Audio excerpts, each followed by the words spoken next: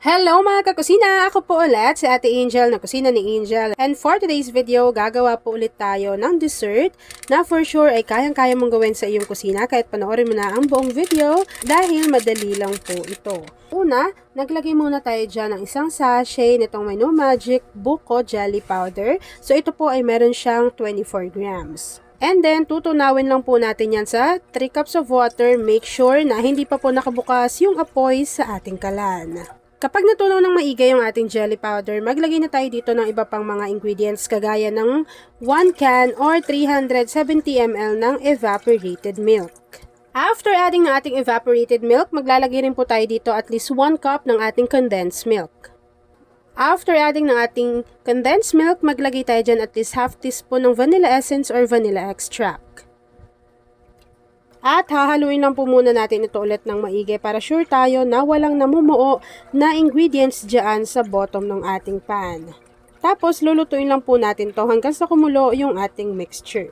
Kapag nakita ninyo na medyo kumukulo na or medyo mainit na yung ating mixture, mag-ready na po kayo ng isang lata or 832 grams ng fruit cocktail. I-drain nyo lang yon dahil ilalagay natin yan dito sa ating mixture. So ito na yung na-drain ko na fruit cocktail.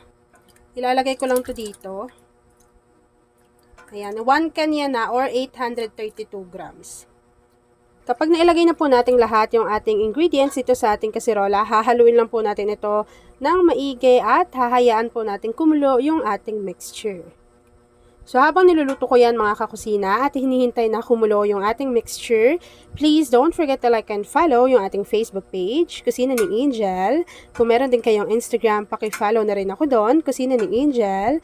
At kung gusto nyo matuto pa ng iba pang mga recipes, o kaya naman gusto nyo mag-share ng mga niluluto ninyo everyday, pwede kayong sumali sa ating Facebook group. Andyan lang po yan sa ating Facebook page. Ito, hindi talaga to binigay sa akin. Binili ko to sa sarili kong pera. Pero gustong-gusto ko lagi itong sinishare sa inyo kasi kapag naubusan ako ng gas, talagang dito yung takbuhan ko, yung mga 11 kilos ko na gas. Ito talaga, kunwari walang kuryente, di ba? Kung induction cooker yung ginagamit mo. So ito, pack na pack to. Tapos isa lang yung gas niyan, marami ka nang maluluto. And safe na safe din po si Gaslight. Kung ayaw ng white, napakaraming kulay na pagpipilian dyan. So ako pangatlong kulay na to kasi yung dalawa, yung isa nandun sa isang kwarto. Tapos ito yung lagi kong ginagamit sa mga recipe video natin lately. So, ito parang mag-iisang taon na rin to sa akin.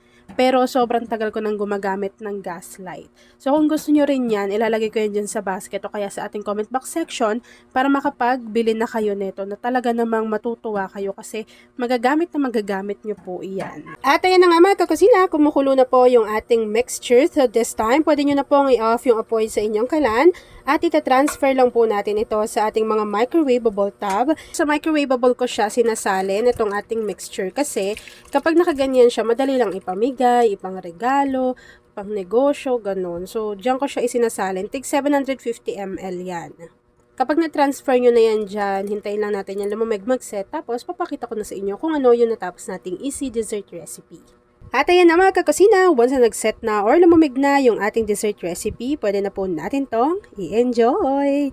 At ayan na mga kakusina, tapos na po ang ating easy dessert recipe na buko fruit salad ref cake. Kung nagustuhan mo yung ating video, please like and share this video. At kung hindi ka pa nakakapag-subscribe sa aking YouTube channel na Kusina ni Angel, please click subscribe button, click mo na yung notification bell, click all para lagi kang updated sa bawat ina-upload kong mga videos.